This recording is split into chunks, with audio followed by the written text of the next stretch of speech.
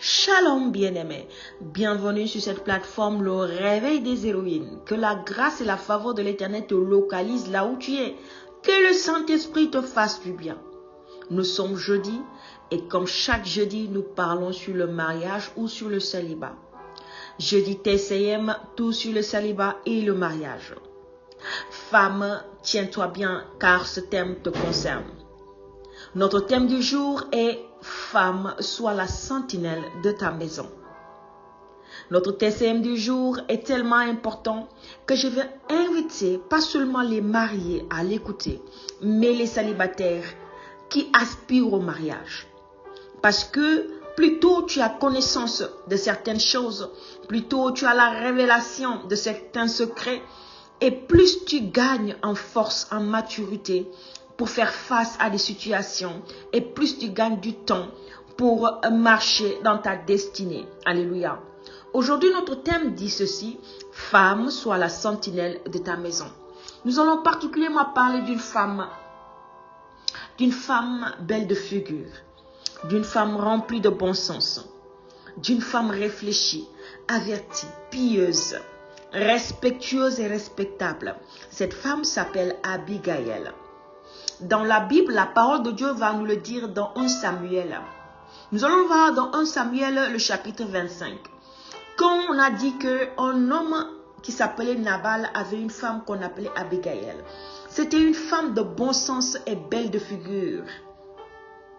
Le verset 3 nous dit qu'Abigail était une femme de bon sens et belle de figure. Mais son mari avait le cœur dur, méchant dans ses actions. Écoute bien ceci, on va dire que David, au moment où il était en train de fuir Saül, voici que David allait de gauche à droite et ça et là, était tantôt dans tel champ ou dans autre champ. Et quand il était dans les champs de Nabal avec ses serviteurs, il a veillé sur le troupeau de Nabal. Et aucun voleur n'est venu voler le bétail de Nabal. Voici que David eut faim un jour. Ils avaient besoin de manger. Il s'est rappelé du bienfait qu'il avait fait à cet homme, à son troupeau, à ses serviteurs. Il a envoyé ses serviteurs pour aller demander de l'aide, de la nourriture. Voici que Nabal a endurci son cœur et a vraiment ridiculisé les serviteurs de David. Voici que Nabal va dire des paroles qui n'honorent pas Dieu et qui n'honorent pas David qui était oint comme roi. Bien vrai qu'il n'était pas assis sur le trône, mais devant Dieu, il était le roi en Israël. Et David était rempli d'une colère qu'on appelle sainte colère, parce qu'il était dans son droit. Parce qu'en tant que roi, les biens de la population, Dieu a dit que le roi avait part à toutes les richesses du peuple. Il pouvait prendre ce qu'il voulait. Voici que Nabal a refusé de donner à David ce qu'il voulait. A refusé de donner au roi ce qu'il voulait. Mais aussi a refusé de donner à celui qui était bienfaisant envers lui, bienveillant envers lui. Il a refusé de lui tendre la main, de lui rendre l'appareil. David, animé d'une fureur sainte, d'une colère sainte, se leva pour aller détruire Nabal ainsi que toute sa maison. C'est-à-dire détruire Nabal, sa femme, ses serviteurs, ses biens, tout, raser tout. Et les serviteurs de Nabal coururent parler à Abigail, qui est la femme de Nabal, pour lui dire, voici ce que ton mari a fait. Voici, Abigail a compris que là, il fallait qu'elle se lève. Il fallait qu'elle se tienne en tant qu'intercesseuse. Il fallait qu'elle se tienne en tant que sentinelle. Abigail se lève. Elle prend de la nourriture. Elle fait des choses. Elle court. Elle s'enlane. Elle part pour aller chercher David parce qu'elle sait que David est un homme de guerre et que David était capable de venir détruire toute la maison. Elle court à la rencontre de David.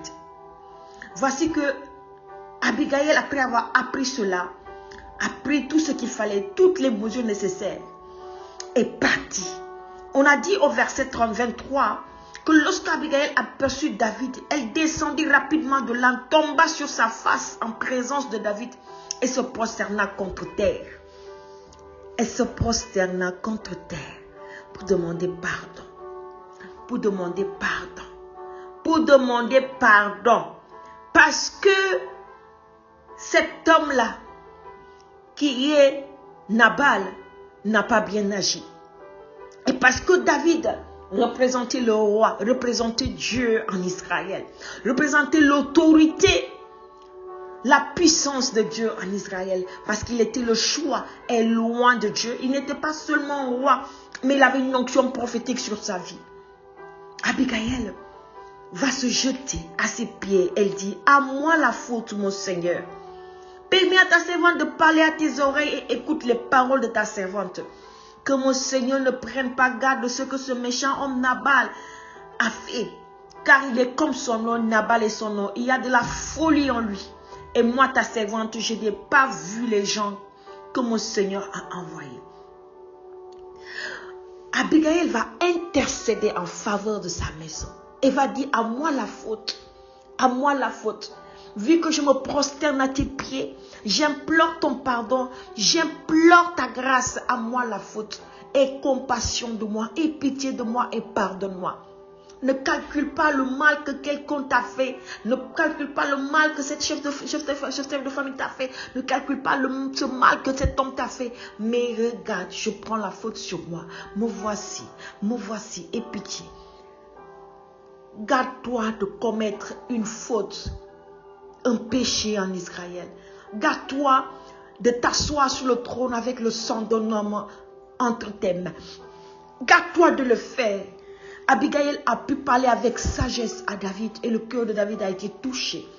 Par ses paroles, David eut compassion et décida de pardonner. Il a accepté les biens que Abigail avait entre ses mains.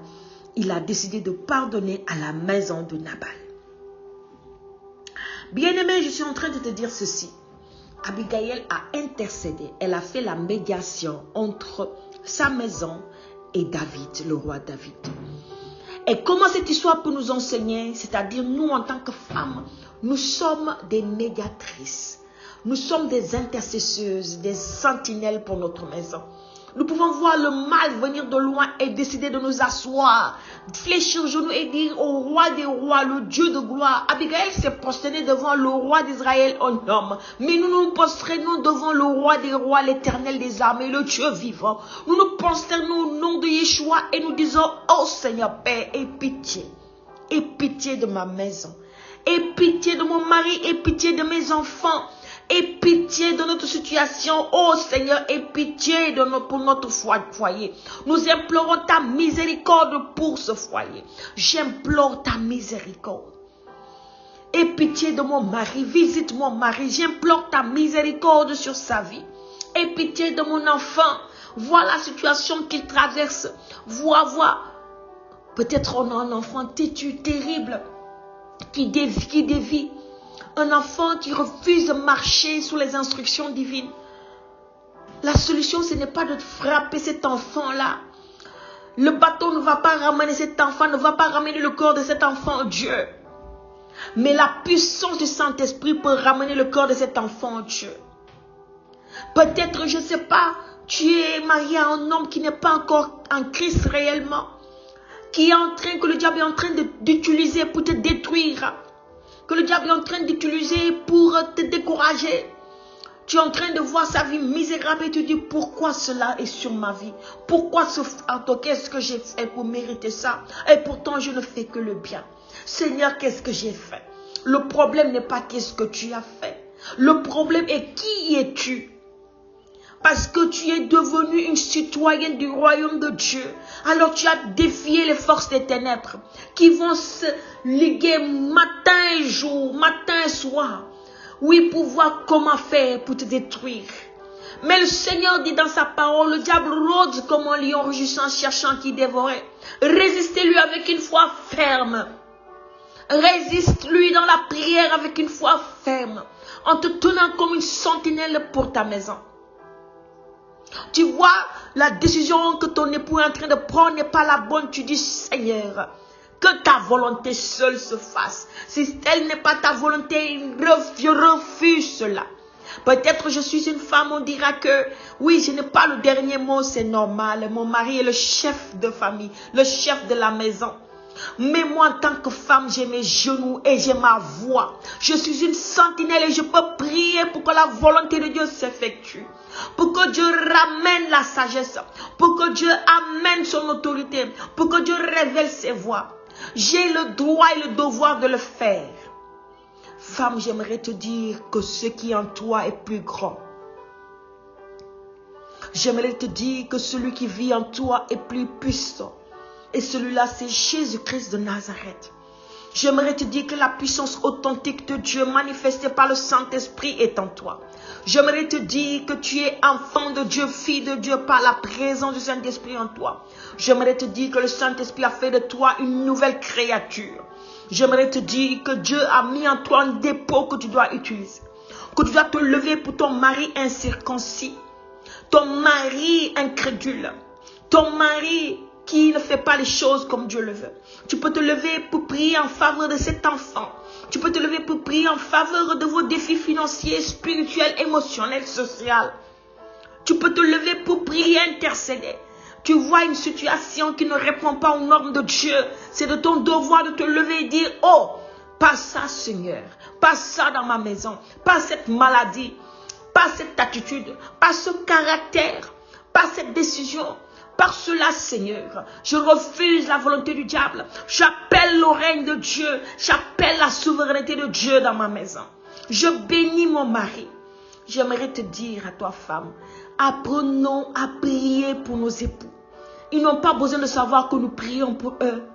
Ils n'ont pas besoin de le savoir, mais nous, on sait que c'est de notre devoir de le faire. Prie pour ton mari, parce que ta prière va l'accompagner. Ta prière va lui faciliter la tâche. Si tu es un mari serviteur de Dieu, tu es encore doublement appelé à prier. Parce que le ministère a beaucoup de défis. Alors prie pour cet homme. Tu as un mari qui travaille, prie pour cet homme.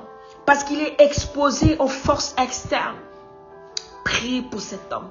Prie pour tes enfants. Prie pour ton foyer. Prie. Appelle toujours le règne de Dieu. Bénis ton mari. Même s'il a un caractère qui ne te plaît pas. Même s'il a un comportement qui ne te plaît pas. Même si tu ne te sens pas aimé par lui. Même si tu te sens rejeté. Même si tu ne te sens pas bien. Prie pour cet homme. Un jour, Dieu va gagner son cœur pour toi. Prie pour lui. La prière est un investissement que tu vas récolter. La prière est une semence et que tu vas récolter. Prie. Cet enfant, peut-être aux yeux des hommes, ne vaut rien. On va dire, mais quel avenir a cet enfant? Mais quel avenir a cet enfant? En regardant cet enfant, on ne voit rien de bon. La parole va dire, peut-il sortir de Nazareth quelque chose de bon? Mais j'aimerais te dire ceci. Il peut sortir quelque chose de bon de toi, de cet enfant, de cet époux, de ce foyer, de ce mariage. Il peut sortir quelque chose de bon. Parce que Jésus-Christ de Nazareth est quelque chose de bon qui est sorti de là pour nous sauver. Bien-aimé, j'aimerais te dire ceci. Tu es la sentinelle de ta maison. À l'image de Abigail, tu fléchis les genoux devant le roi des gloires et dis, Seigneur, miséricorde. Pitié, miséricorde. Seigneur, j'implore ta souveraineté, ta grandeur et ta gloire. Seigneur, miséricorde. Et quelqu'un qui est encore célibataire va nous dire, mais moi je ne suis pas encore marié, comment je peux prier? J'aimerais te donner un secret. Entre dans une action de grâce prophétique. Entre dans une action de grâce prophétique. Commence déjà à prophétiser sur ton mariage avant même que tu sois marié. Commence déjà à parler sur l'esprit de ton futur mari, même si tu ne l'as pas encore rencontré. Commence déjà à parler sur tes futurs enfants, même si tu n'es pas encore marié. Commence déjà à parler sur ton futur foyer, même si tu n'es pas encore entré dedans. Commence à prier. Apprends dès à présent à être cette sentinelle. Quand tu seras marié, les défis ne te décourageront pas. Les défis ne voleront pas ta vie de prière, mais te feront encore grandir. Parce que tu as appris à gagner, à racheter le temps. Tu as appris à gagner les choses même avant d'y entrer.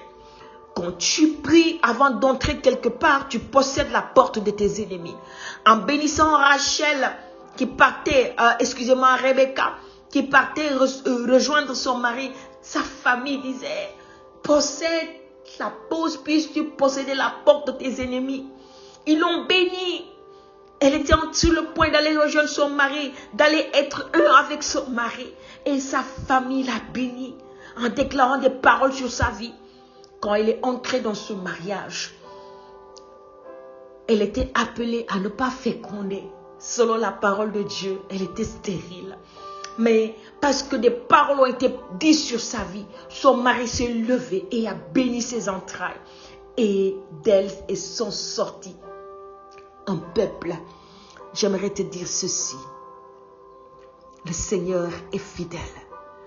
Et si nous tournons nos cœurs vers lui, il nous montre, il nous donne des armes, il nous équipe et nous montre le chemin à prendre. Soyez des femmes sages, averties, à l'image de Abigail.